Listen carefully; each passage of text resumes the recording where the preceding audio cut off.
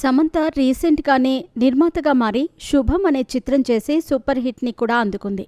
అయితే ఏదైనా ఇంటర్వ్యూలో సమంతకు నాగచైతన్యకి సంబంధించి ఏదైనా ప్రశ్న ఎదురైతే ఆమె అతని పేరును ప్రస్తావించకుండానే మాట్లాడిన సందర్భాలు చాలా ఉన్నాయి.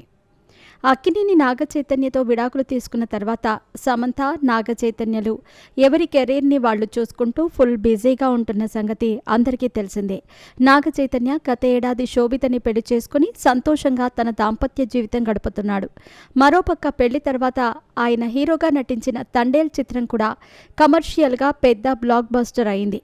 ఇక సమంత రీసెంట్గానే నిర్మాతగా మారి 'శుభం' అనే చిత్రం చేసి సూపర్ హిట్ని కూడా అందుకుంది.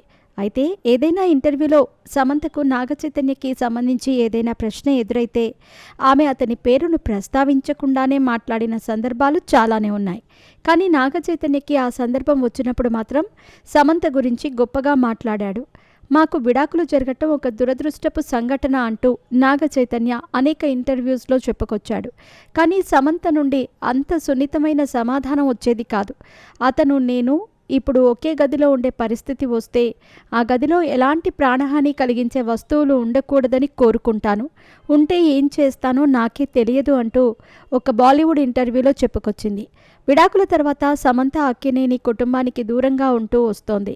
కానీ అక్కినేని అఖిల్ మాత్రం ఆయన పుట్టినరోజు వచ్చినప్పుడు 2-3 సార్లు శుభాకాంక్షలు కూడా తెలియజేసిన సందర్భాలున్నాయి.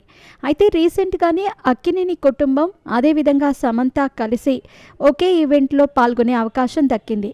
అందుకు సంబంధించిన వీడియో ఒకటి ఇప్పుడు సోషల్ మీడియాలో వైరల్ అయ్యింది. రీసెంట్గా జీ తెలుగులో ఒక అవార్డు ఫంక్షన్ జరిగింది.